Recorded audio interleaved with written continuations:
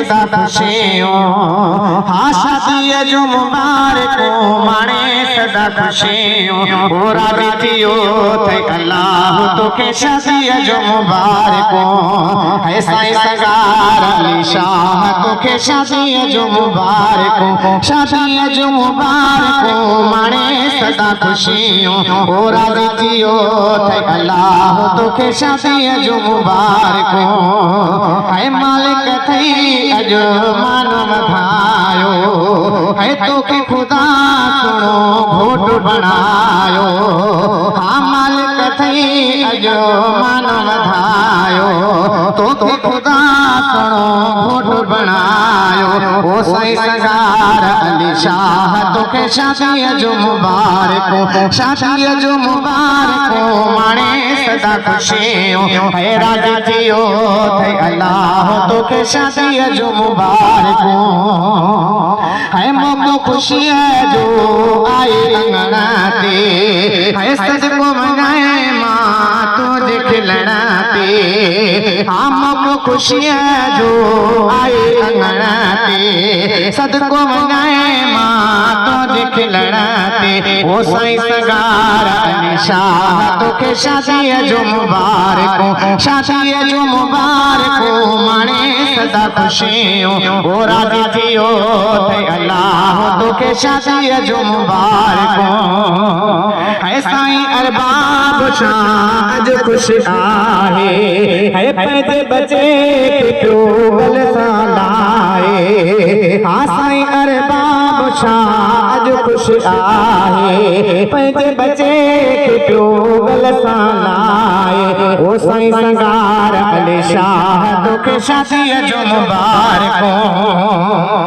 है साईं अमीर शाह खुश शो प्यारो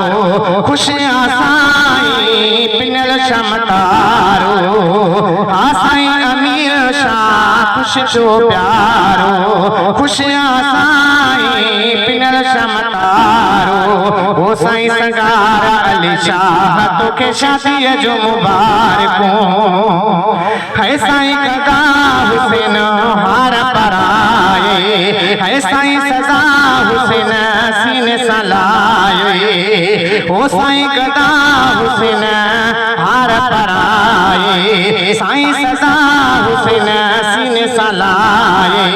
है साईं सगार अली शाह तो के शादी जो मुबारक शादी जो मुबारक माने सदा खुशियों ओ राजा जियो थे अल्लाह तो के शादी जो मुबारक है साईं शने शाह भोरू तो भोरे साईं पिता हुसैन जी दिल खुशिया है साईं शने शाह भोरू तो भोरे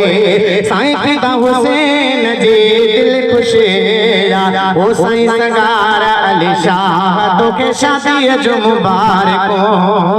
है साईं सागर के लख लख मुबारक साईं अमजद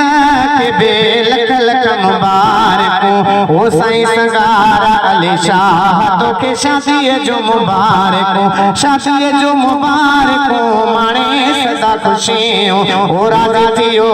थे अल्लाह तो के शादी जो मुबारक है साईं बगन साईं बबलो बे आया है तो के अजीज ने हार पराया ओ साईं मंसूर मीर हुसैन बे आया तो के अजीज ने हार पराया ओ साईं सगार अली शाह तो के शादी जो मुबारक शादी जो मुबारक माने सदा खुशियों है तुझे शादी में शामिल सारा ओ मित्र माए सब कराची वारा हाँ तुझे शादी में शामिल सारा मित्र माए सब कराची वारा ओ साईं सगार अली शाह तोखे शादीअ जो मुबारक है पंजतन पाक जो तो ते आसायो तुझो थियो अजो लायो सजायो ओ साईं सगारा अली शाह तोखे शादीअ जो मुबारक है लाडो फकीर गुले बहार अठायो ओ काए